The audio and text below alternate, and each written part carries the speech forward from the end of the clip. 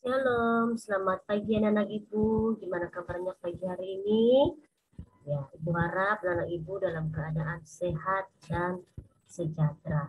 Baik anak-anak Ibu, sekarang kita masuk ke pelajaran tematik. Ya, mari anak-anak Ibu membuka bukunya MRT 5A halaman 252. Ya, hari ini kita akan membahas tema 3 subtema 2 pentingnya makanan sehat bagi tubuh.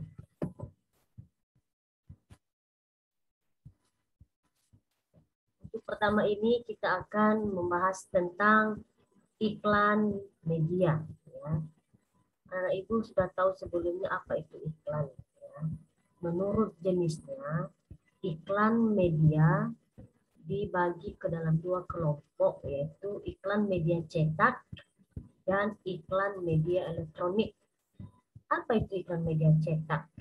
Iklan media cetak adalah iklan yang menggunakan media cetak seperti koran, majalah, tabloid, brosur, dan baliho.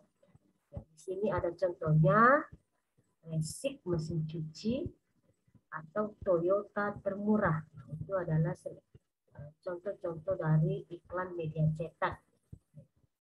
Iklan media elektronik adalah iklan yang menggunakan alat elektronik dalam penyampaiannya, misalnya televisi, radio, film, dan internet.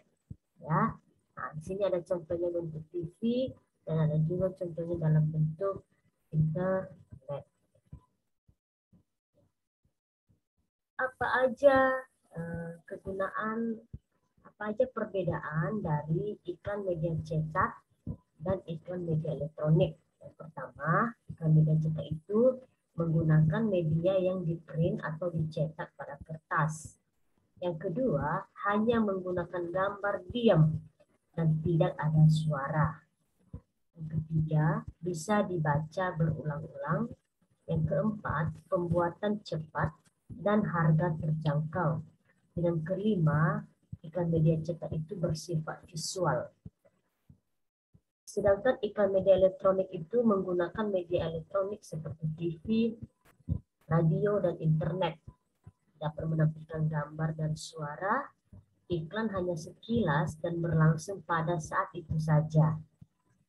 Yang keempat, pembuatan relatif lama dan lebih mahal dan bersifat audio visual. Nah, itulah perbedaan antara iklan media cetak dan iklan media elektronik. Oke, baik ya. Pada subtema sebelumnya juga anak ibu sudah tahu apa aja jenis-jenis gangguan sistem pencernaan. Ya. Hari ini kita akan mempelajari lagi apa aja jenis-jenis penyakit adanya gangguan sistem pencernaan. Yang pertama, MAH. Yang kedua, diare.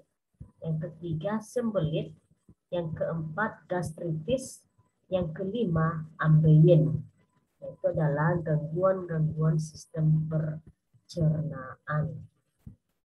Apa itu MAH? MAH adalah gangguan sistem pencernaan yang gejala umumnya berupa nyeri pada lambung dan sakit ulu hati. MAH disebabkan oleh luka terbuka pada lambung dan infeksi bakteri Helicobacter pylori. Apa aja gejalanya? Gejala MAH itu adalah muntah, sulit menelan, nyeri ulu hati, berat badan turun tanpa sebab. Bagaimana cara mengatasinya kalau kita ada gangguan pencernaan MAH? Yaitu kita minum obat, makan secara perlahan dalam porsi yang kecil, batasi konsumsi makanan pedas dan berlemak. Oke. Berikutnya, gangguan pencernaan yang kedua, diare. Diare adalah gangguan pencernaan yang menyebabkan penderitanya buang air besar lebih sering dari biasanya dan feses lebih encer.